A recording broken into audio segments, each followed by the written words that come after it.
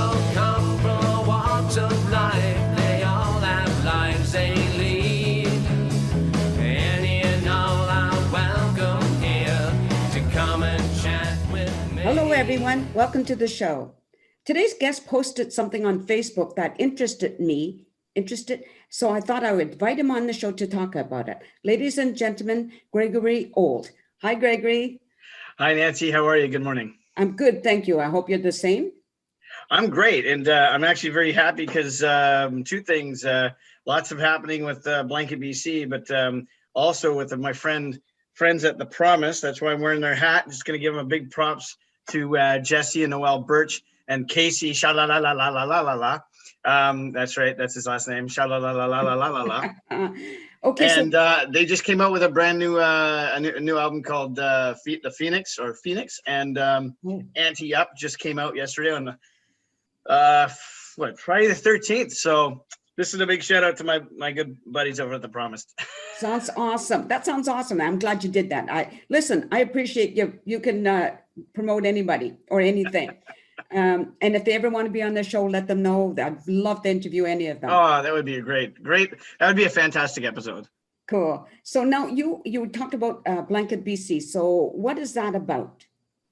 Blanket BC is a nonprofit organization that I started with my son, Ben, 15 years ago. Oh. What we do is we go around collecting and distributing blankets and warm clothing for shelter programs and families in need.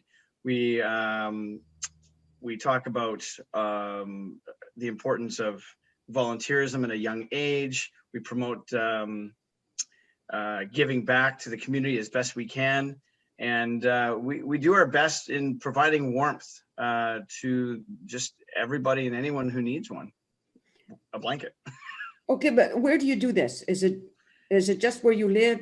Do you travel around to different cities? Like where does it all take place? All over we have worked with over 156 different shelter programs throughout British Columbia, throughout the Lower Mainland is where our main base is, and then of course Vancouver Island when we're able to get a chance to go over there. And we've helped out communities in Duncan, Victoria, and Nanaimo.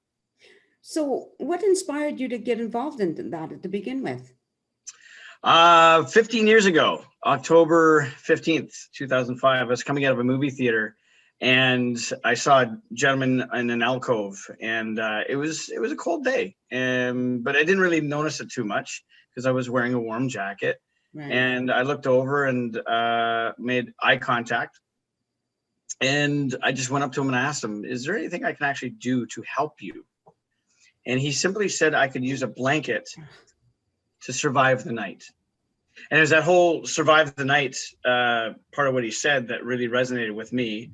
And so I went out and I got him a blanket right away. And when I did, there were no words that were exchanged, none that I can recall. But what I can recall are his eyes and the look of, oh my God, someone actually listened to me. Right. They heard me. And so, oops, that was my ring. I felt something different in me. And I went away with that just feeling almost euphoric. Like, wow, I did something that was selfless for the first time, really. And I went home to my son, and it was late at night. It was around 11 o'clock at night, and he was up bouncing around in his crib. So I decided to go for a little playtime one-on-one with Dad. And I always say, take advantage when you can, okay? Because those times fleet by so quick. And in playing with Ben, I couldn't stop thinking about this interaction I had with this gentleman. And so I talked to Ben about that. And he was 22 months old at the time, remember, not even 2 years old. Okay. And he stopped and he listened. And then I blurted out, hey, wouldn't it be cool if you and I went out and we handed out blankets together and kind of like Batman and Robin, where instead of fighting crime, we're fighting the cold. we're fighting loneliness, and we're providing warmth from our hearts. And that's our motto, is warmth from the heart. Oh, right. And so we started that journey together, and his little sister Emma came a few years later, and well, no, less than that. And so she was born into it. 15 years later, we're still doing it, and we're very close to 500,000 blankets to date. Wow. And he has a new little sister, little baby Zoe, who was just born about 4 months ago.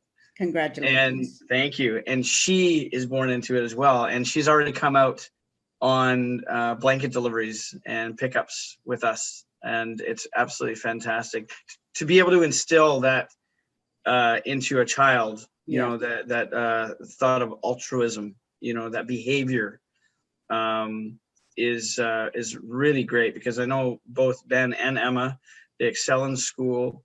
They've never gotten in trouble, at least not that they've been told about. And you know, they're polite, they're kind, and they think of others. You know, they're teenagers now, but you know, they learned some really good stuff early on. Yeah. It's important. It's very, very important. Yeah. I'm wondering if during those 15 years, have there been years where there are more people out there on the streets or less? Like, have you seen any, you know, ups and downs, let's say? Yeah, I'm going to take my 2 gaff for the promise. It's just, I'm boiling. Unfortunately, the curve has been going up. At one time in Coquitlam, they went from over 200, because that's where I was living when I started Blanket BC, was Coquitlam, and there was almost 250 people homeless on the streets of Coquitlam. And I couldn't believe how many people were living on the street. Right. That has come down quite a bit since then. However, when I was living in Mission, before I just moved to Richmond a couple months ago, I've been living in the Fraser Valley, and Mission has gone up over 300%. Wow. And this is street homeless. Right. And we're talking people, you know, we talk to on the street, living on the street. There's street survivors. And it sucks. Yeah. It sucks. It's actually very disheartening, but that's the trend. The trend is going up again. And it's only going to get worse with this pandemic that we're in currently. You're going to find people that are losing homes, that mental illness has always been there, but sometimes it just takes that pandemic to creep over and hit over the edge. Suicides will go up. So there's a lot of suicide prevention, mental health advocacy that we try and talk about. We talk about mental health. I talk about my mental health issues that I've had in the past, because it affects 1 in 4 of us. Right. 1 in 4 have a mental illness, and it's okay. It's okay. And that's the biggest challenge for most people, is their pride. Mm-hmm. Swallow your pride. It's okay to be sick. It's okay to not feel good. It's okay not to be okay. Right. Just talk about it. Talk to somebody. Yeah. You know? Yeah, I agree. Don't let that ball up, because it's, you know, it's going to happen, right? Yeah, I agree. Okay, another question. Where do you get your blankets to hand out? I steal from the rich and give to the poor. Oh, I love that. I think that's a great idea. Yeah, some guy named Robin told me that story a long time ago. We source out our blankets from the general public, as well as companies and other organizations.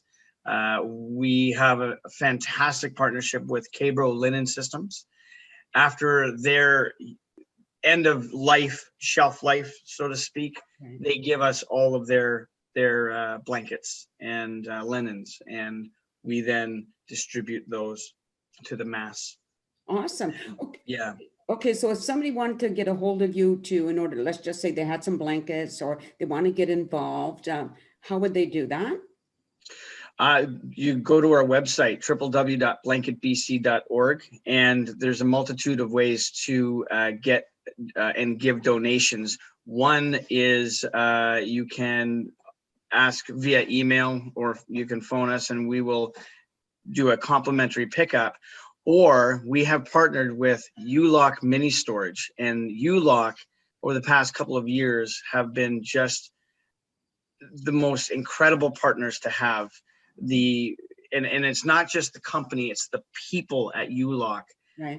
that just, they love us and they embrace Blanket BC so much that they have a donation bin at all of their locations. So anybody can drop off, whether you're in South Surrey or Burnaby. They've got some great locations and that are pretty central. Right. And they've just been amazing, absolutely amazing, and we love them to death over at ULOC. I'm in Chilliwack. Is there anything being done here? Yes, I'm out there every couple of weeks. We donate to quite a few organizations. There's the Salvation Army, right, as well as. If you hear some crumpling in the background, that's my wife doing something with some Tostitos. Tell her to come and say hello. No, she's a very camera shy girl, but maybe my daughter Zoe will come by and say hello, because she's nice. Adorable. But yeah, Chilliwack, the Ann Davis Transitional Society, that's a fantastic, that's run by Patty McElhaney. Everybody, ladies and gentlemen, the cutest baby in the world, Zoe Erica Marjorie Ould. Hi, Zoe. She's just staring there, not knowing what's going on. Hi, Zoe. So nice to meet you. I'm ready for my close-up, Mr. DeBelle. Yes, and when you start talking, just let me know. We'll give you do another interview with you and your dad. That's pretty cool. You know, one thing I like about what you said this morning, you were late because, I suggest we do it a little earlier because you were up early, but you said you were out shopping while your wife and baby were sleeping. Yes. And I thought that was so cool. I really like that. I'm meeting more and more men who are very much family men. You know, it seems to be a nice trend, not like my era.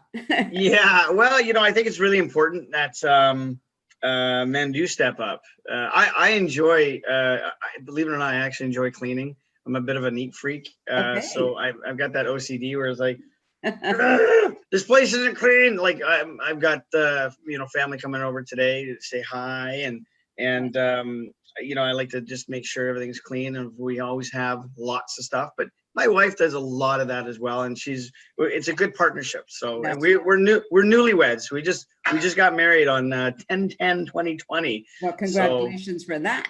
Thank you. Yeah, lots happened in like 3 months. We moved. We had a baby. We had a baby. We moved and we got married all in 3 months. Wow, so, that's a lot. And I tell you, in all honesty, Blanket BC doesn't succeed without a few key components. Number one, it's the people out there that are the true heroes. We're just the delivery service. We do the pickups and deliveries. We're the ones that are delivering that warmth that you want to provide, and the hope that you give to others. Excuse you. The hope that people have because of folks like yourself who donate your warmth makes a big difference in people's lives. And also on top of that, you've got we've got the most incredible team members. Our chairwoman, Christina Wiseman, has just been absolutely fantastic. We have a new board of directors, and all our boards over the course of the years who have been phenomenal volunteers. They've all participated and really worked at creating something really great with Blanket BC, and have helped lead But this core group that we have today is just incredible. It just gets better and better and better every year. And Martin O'Hara, Marty, he's just this ball of energy and such a great communicator. And Courtney Funk, who, if you just looked at her, you just want to smile and go, oh, life is good, because she's an incredible human being and a wonderful part of our board. And we have a brand new board member who I got to give a big shout out to, Neil Parker, who I actually have a quick story. Neil is the father of Sleeping Bag Tate. And 4 years ago in 2016, Ben and I bestowed the first ever Warmth Award to Sleeping Bag Tate Parker, and that's Neil's dad. And fast forward, and it's because Tate at 5 years old was giving out and handing out sleeping bags to people directly on the street, and countless sleeping bags too, like I think 500, something like that. Wow. He was able to collect from the public, Right. and companies like Canadian Tire and stuff like that. So we thought we'd go over to Victoria, because it was in the Victoria area, and create this award specifically for him. So every year now we give out a Warmth Award to a deserving child, a warmth warrior, who is selfless and thinks of others and works well in the community and really leads by example. So it's a pretty awesome thing where we're at right now. Mm. And the fact that we've just celebrated 15 years Yeah. and never ever had collected a grant from any government at all. That's a huge accomplishment. I mean, Yes. I dare say I would love to challenge other organizations to do that, but they live off their grants. Yeah. And I think we're going to do well through this pandemic because we've never lived off the grants. Now, that's not to say that we're not hurting. We are. And that's why we have our 15 for 15 campaign going on right now, which is we're asking people to donate just $15. That's it. $15 for the 15 years of community service that we've been providing over the years. And that's going to go towards creating a lot of warmth for a lot of people. Okay. So we're just about out of time. So we're just going to give that website again. It's www.blanketsbc.ca. It's blanketbc.org. Oh, okay. Blanketbc.org. So people can go on there to donate or get involved or whatever, to contact in any way, shape, or form. Okay, well, I just want to say congratulations for all you're doing, not only in your personal life, but with the Blanket BC whole thing, which is so awesome. Thank you. Hopefully when this airs, it's going to go on Facebook and YouTube and Twitter and all those places. So hopefully that'll get a little bit of more exposure. We really appreciate any type of exposure is good exposure. And when you spread the word, we'll spread the warmth. Okay. And if you have anything coming up anytime, let me know and we'll just talk about it again. Okay. So great. Thank you. Zoe just loves being on TV.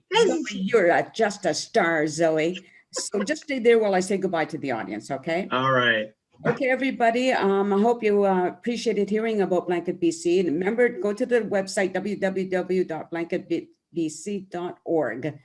Until then, see you next time and peace out.